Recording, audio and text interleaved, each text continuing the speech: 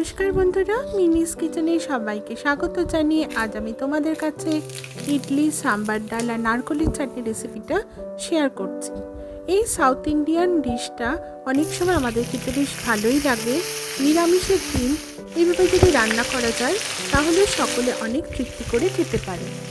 রেসিপিটা করার জন্য আমি এখানে নিয়েছি সব রকম সবজি, তার মধ্যে সজনে ডাঁটা, লাউ, বেগুন, কুমড়ো, টমেটো কুচি, কাঁচা লঙ্কা। সমস্ত সবজিগুলো আমি একটু তেল গরম করে সর্ষে, শুকনো লঙ্কা আর কারি পাতা ফোড়ন দিয়ে মশলাগুলো দিলাম। মশলার মধ্যে আমি এখানে দিয়েছি নুন, হলুদ, পরিমাপ মতো মিষ্টি, চিনি ব্যবহার করেছি আর দিয়েছি সাম্বার মশলা। মশলা দিয়ে ভালো করে ভাজা ভাজা করে তারপর জল দিয়ে দিলাম, অল্প জল দিয়ে ঢাকা দিয়ে দিলাম। অপরদিকে আরেকটা পাত্রে কিছুটা পরিমাণ কাঁচা তেঁতুল নিয়েছি। তেঁতুল তোমরা বাজারে যে কোনো জায়গাতে কিনতে পারবে।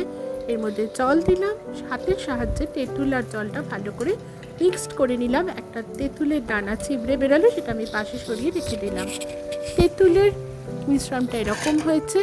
এবার সবজিগুলো ভাজা ভাজা হয়ে গেছে, সেদ্ধ হয়ে গেছে, আমি ডালের মধ্যে দিয়ে দিলাম। ডাল আমি আগে থাকতেই সেদ্ধ করে রেখেছি। ডালের পাতলাটা এরকম হয়েছে। ডালের মধ্যে সবজিটি আমি সেদ্ধ করিনি, তাহলে একেবারে হালুয়া হয়ে যায়, সমস্ত সবজিগুলো আর খুঁজে পাওয়া যায় না।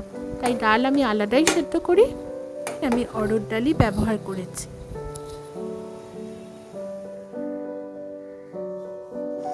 চাটনি বানাতে হবে একটা খালি পাত্রে ছোলা আর বাদাম ভালো করে শুকনো খোলায় নেড়ে নিলাম, নারকোল কুড়িয়ে নিলাম। ভালোভাবে নারকোল কুড়িয়ে একটা মিক্সির বাটিতে নারকেল, বাদাম, ছোলা আর কাঁচা লঙ্কা, তার সাথে দিলাম পরিমাপ মতো নুন আর চিনি। এটা তোমরা তোমাদের স্বাদ মতোই দেবে। দিয়ে ভালো করে পেস্ট করে রেখে দিলাম। ফ্রাই প্যানে কিছুটা রাই আর কারি পাতা দিলাম, একটা শুকনো লঙ্কা দিলাম, দিয়ে খানিকটা নাড়াচাড়া করে নিয়ে এর মধ্যে চাটনি পেস্টটা দিয়ে দিলাম। একটুখানি নাড়াচাড়া করে নামিয়ে নিলাম। নারকেল চাটনি তোমরা চাইলে আরেকটু পাতলা ধরনেরও করতে পারো, তাহলে মিক্সির বাটিতে আরেকটু পরিমাণ জল দিতে হবে, তবে আমি এরকমভাবেই বানাই। নারকেল চাটনি আমার রেডি।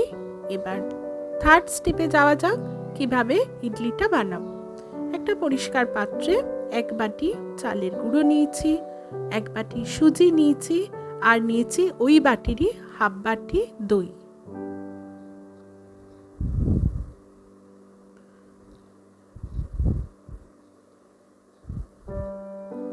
ভালো করে মিশিয়ে নিচ্ছি। সামান্য পরিমাণ একটু জল দিলাম যাতে ব্যাটারটা এরকম হয়। খুব ভালো করে আমি ফেটিয়ে নিচ্ছি। এর সাথে একটা ইনো গুলে মিশিয়ে দিলাম। ভালোভাবে মিশ্রণটা মিশিয়ে ব্যাটারটা ঢাকা দিয়ে দিলাম একটা কাঁচের প্লেট দিয়ে। আমি ঠিক 1 ঘন্টা রেখে দেবো।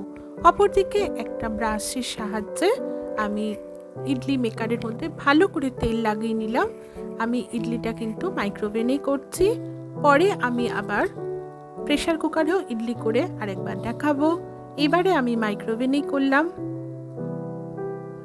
ঠিক 1 হাতা ব্যাটারটা সবেতে দিয়ে দিলাম প্রত্যেকটা খোপের মধ্যে।